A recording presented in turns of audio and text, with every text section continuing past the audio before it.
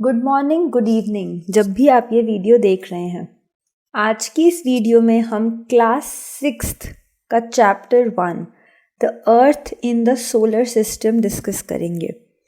इससे रिलेटेड सारे important MCQ discuss करेंगे और ये चैप्टर आप अगर 6th क्लास में हो तो भी आपको हेल्प करेगा, और अगर आप किसी कॉम्पिटिटिव एग्ज़ाम की तैयारी कर रहे हो जैसे कि CTET, किसी भी टीचिंग एग्ज़ाम की या किसी और कॉम्पिटिटिव एग्ज़ाम की, किसी एंट्रेंस एग्ज़ाम की, UPSC की, तो भी ये वीडियो बहुत बहुत हेल्पफुल होगी। काफ़ी इन्फॉर्मेटिव होगी और ध्यान से देखने वाली होगी। तो चलिए शुरू करते हैं।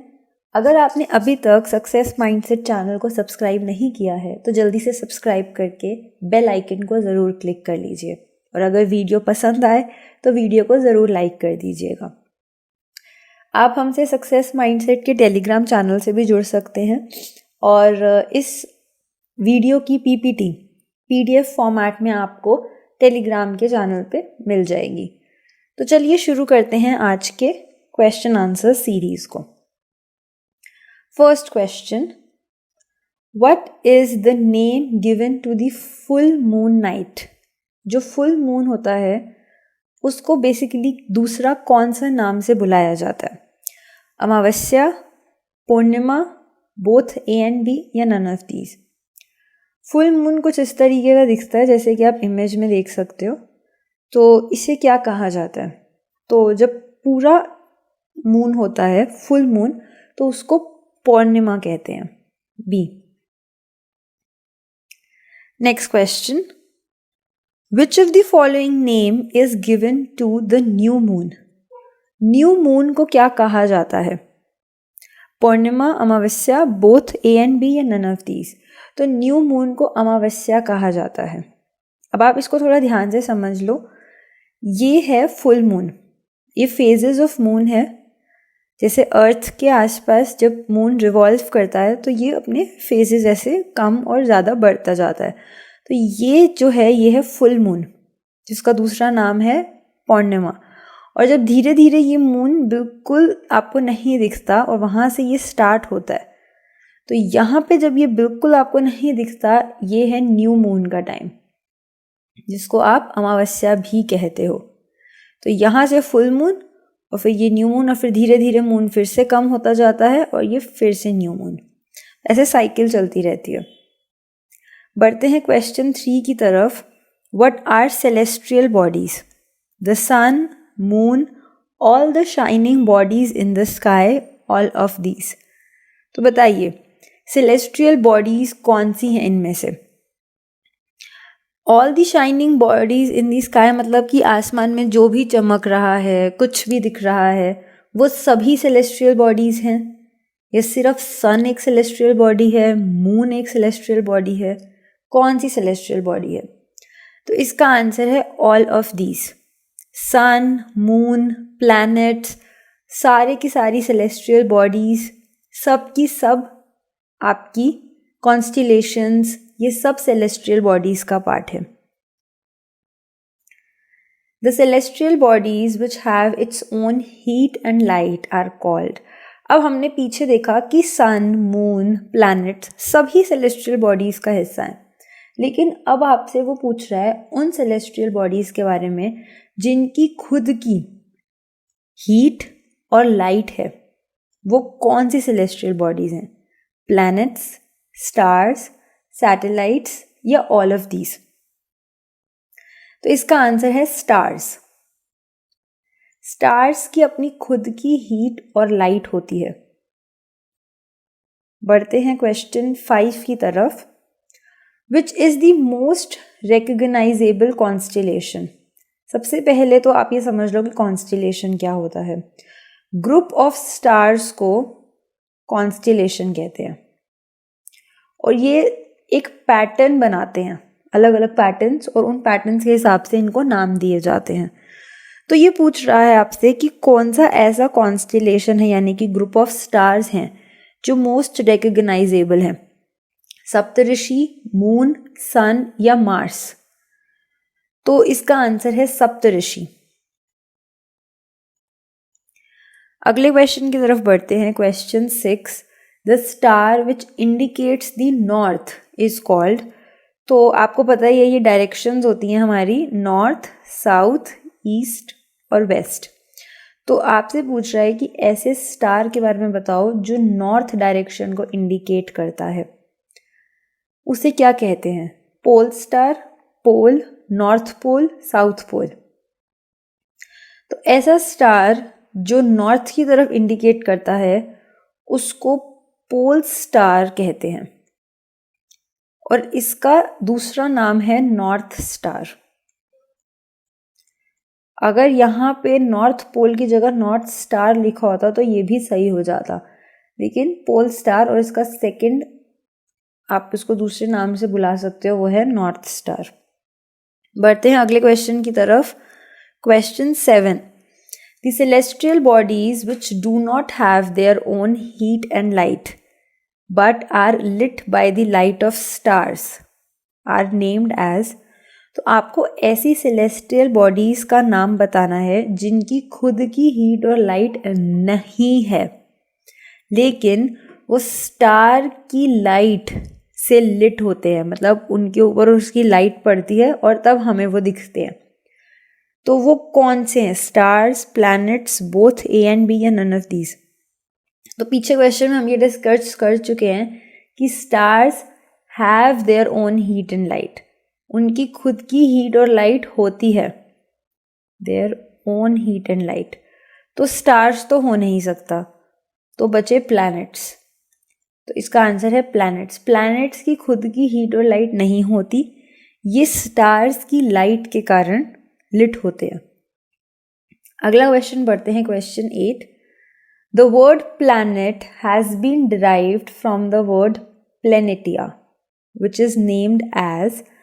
अब जो प्लैनेट वर्ड है ये कहाँ से आया? तो ये प्लेनेटिया से आया था। पर ये कौन से वर्ड, ये प्लेनेटिया कौन सी लैटिन वर्ड है, जर्मन वर्ड है, ग्रीक वर्ड है या इंग्लिश वर्ड है? प्लेनेटिया का मतलब होता है वंडर्स। तो ये बेसिकली एक ग्रीक वर्ड है। ये आज क्वेश्चंस 20 रहेंगे और ये पार्ट 1 है, और पार्ट 2 में फिर से और क्वेश्चंस होंगे इसी चैप्टर के। क्वेश्चन 9 है, which celestial bodies form the solar system? कौन सी सेलेस्टियल बॉडीज हैं जो सोलर सिस्टम बनाती हैं? सन, प्लैनेट्स, सैटेलाइट्स, एस्टेरॉइड्स, मीटरॉइड्स या ऑल ऑफ दीज? तो सोलर सिस्टम में आप सबको पता है कि बीच में सन होता है, छोटे बच्चे जैसी ड्राइंग, और उसके आसपास प्लैनेट्स होते हैं। तो क्या सैटेलाइट्स, एस्टेरॉइड्स, मीटरॉइड्स ये होंगे इसका हिस्सा? तो हाँ, ये हैं। आपका आंसर है D, all of the above. Asteroids, satellites, एक नेचुरल सैटेलाइट है अर्थ की, मून नेचुरल सैटेलाइट, वो भी आपकी हिस्सा है सोलर सिस्टम का। तो sun, planets, satellites, asteroids, meteoroids ये सब सोलर सिस्टम का हिस्सा हैं।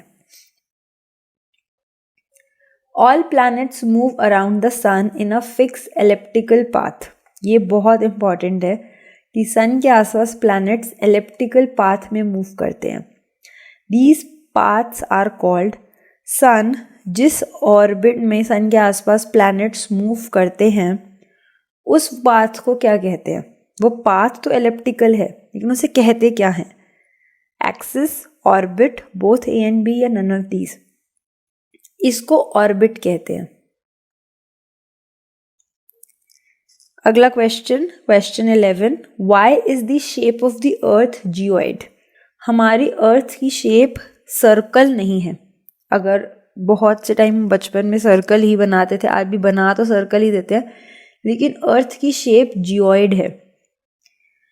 तो क्यों है वो पूछ रहा है व्हाई।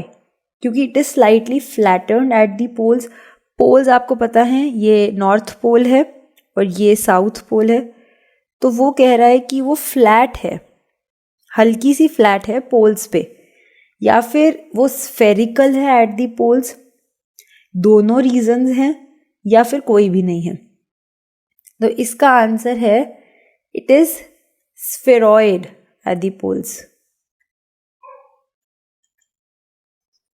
आगे बढ़ते हैं। The earth is also called a blue planet. हमारी अर्थ को ब्लू प्लैनेट भी कहा जाता है। क्यों कहा जाता है?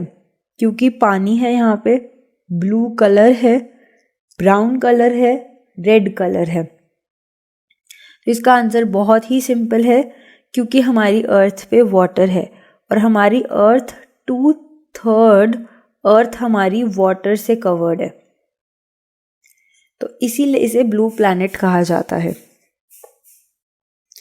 Why do we see only one side of the moon from the earth? जब मैंने आपको न्यू मून और फुल मून एक्सप्लेन किया था तब भी एक ही साइड दिख रही थी। तो ऐसा क्यों है कि हमें सिर्फ एक ही साइड दिखती है मून की? Because the moon moving around the earth in 27 days, अर्थ के आसपास मूव करने में मून को 27 डेज लगते हैं, या फिर क्योंकि 27 डेज वो लेता है एक स्पिन के।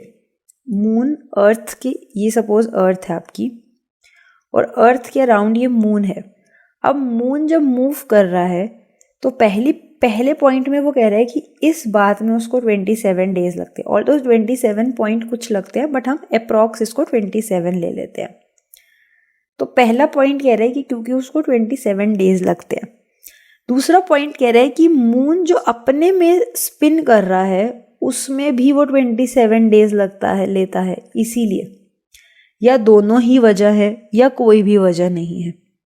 बताइए, हमें एक साइड मून की क्यों दिखती है? तो इसकी वजह दोनों हैं, बोथ ए एंड बी। अर्थ के आसपास मूव करने में, जिसे हम रेवोल्यूशन कहते हैं, उसमें भी मून को 27 डेज लगते हैं और खुद की स्पिन में भी 27 डेज लगते हैं। बढ़ते हैं अगले क्वेश्चन की तरफ। Question 14, why does the moon not have conditions favourable for life? क्यों मून के ऊपर ऐसी कंडीशंस नहीं है कि लाइफ एग्जिस्ट कर सके? क्योंकि वहाँ वाटर नहीं है, वहाँ एयर नहीं है, या दोनों ही नहीं है, या ये रीजन ही नहीं है। Because of no existence of water, no existence of air, या बोथ ए एंड बी। तो इसका आंसर है both A and B. Moon पे ना ही वाटर है ना ही एयर है, इसीलिए वो कंडीशन फेवरेबल नहीं है लाइफ के लिए। आगे बढ़ते हैं क्वेश्चन 15 की तरफ। Apart from stars, planets, satellites, there are numerous water bodies which also move around the sun. What are these called? ये आपका सन है, इसके आसपास प्लैनेट्स मूव करते हैं, स्टार्स मूव करते हैं, और जैसे फॉर एग्जांपल ये अर्थ है, तो अर्थ के पास मून है, मून एक सैटेलाइट है, वैसे बहुत से प्लैनेट्स ही हैं, वो भी मूव कर रहे हैं। लेकिन इनके अलावा और भी कुछ चीज़ें हैं जो मून के आसपास मूव करती हैं। क्या हैं वो? स्टार्स, एस्टेरॉइड्स, मीटेरॉइड्स, या प्लैनेट्स? तो इसका आंसर है मीटेरॉइड्स। मीटेरॉइड्स भी सन के आसपास मूव करते हैं। आगे बढ़ते हैं क्वेश्चन 16 की तरफ। Asteroids are found between the orbit of Jupiter and, ये आप समझ लो एस्ट्रॉयड बेल्ट है। अब यहाँ पे तो आपका आ गया जुपिटर। अब ये यहाँ पे भी एक प्लैनेट है जिसके बीच में ये एस्ट्रॉयड बेल्ट है, वो वाला प्लैनेट आपको बताना है। तो ये है मार्स, अर्थ, वीनस या नेपच्यून। तो इसका आंसर है मार्स। आपको याद ही होना चाहिए, सबसे पहला प्लैनेट है मर्कुरी, फिर वीनस, फिर अर्थ, फिर मार्स, फिर जुपिटर, सैटर्न, यूरेनस, नेपच्यून। तो मार्स और जुपिटर के बीच में है एस्टेरॉयड बेल्ट। बढ़ते हैं आगे। Question 17, meteoroids are made up of. Meteoroids जो कि सन के आसपास घूमते हैं वो किस से बने हैं? डस्ट से, पीसेस ऑफ रॉक्स, गैसेस, या नन ऑफ दीज? तो जो मीटेरॉइड्स हैं वो पीसेस ऑफ रॉक से बने हैं। आगे बढ़ते हैं question 18। What makes the universe? Universe कैसे बनता है? Millions of galaxies, millions of stars, earth या सैटेलाइट?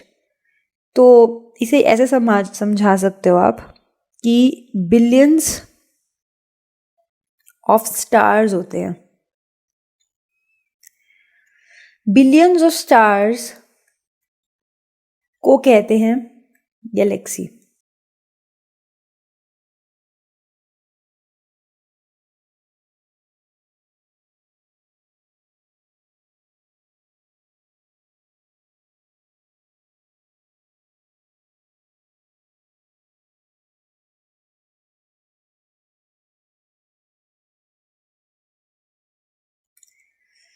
तब एक यूनिवर्स बनता है।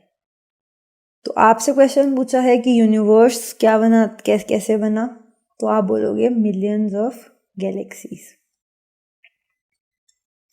ये बहुत से स्टार्स हैं, इनसे एक गैलेक्सी बनी है, और जब ऐसी बहुत सी गैलेक्सीज मिल गई हैं तो एक यूनिवर्स बना है। बढ़ते हैं आगे क्वेश्चन 19 की तरफ। Which is the closest planet to sun? ये सन है, इसके सबसे क्लोजेस्ट प्लैनेट कौन सा है? अर्थ, वीनस, मार्स या मर्क्यूरी? तो इसका आंसर है Mercury. Closest planet to the sun. Which is the brightest planet in the universe? सबसे ज्यादा ब्राइट प्लैनेट कौन सा है? मर्क्यूरी, वीनस, अर्थ या सैटर्न? तो सबसे ब्राइट प्लैनेट यूनिवर्स का है वीनस।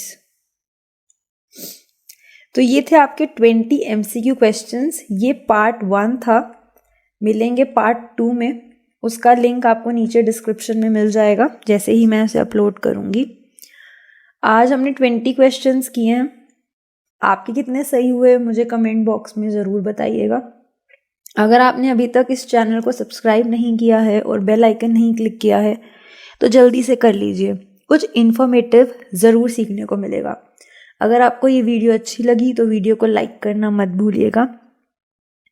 आज की PDF आपको हमारे टेलीग्राम चैनल सक्सेस माइंडसेट से मिल जाएगी। आप हमसे यहाँ पे जुड़ सकते हो। काम की इन्फॉर्मेशन आपको हमेशा यहाँ पे मिलती है। इसका लिंक आपको नीचे डिस्क्रिप्शन बॉक्स में मिल जाएगा।